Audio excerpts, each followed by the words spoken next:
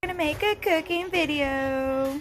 We're using ground beef for our hamburgers and we're gonna wrap them in bacon before we cook. Flattened out 3 patties and now we're going to put seasoning on them. Lawerys total seasoning.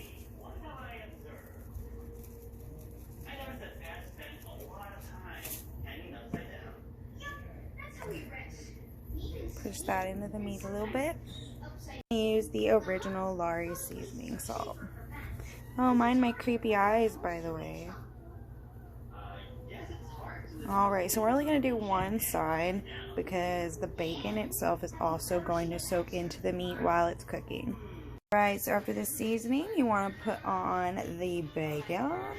You want to put them in on the bacon side first because you want that side to cook as much as possible. Patties will definitely shrink a little bit while they cook because you can't smash them as much. If you want to, you can do the little trick here to help them from doing that. Poke a hole in them.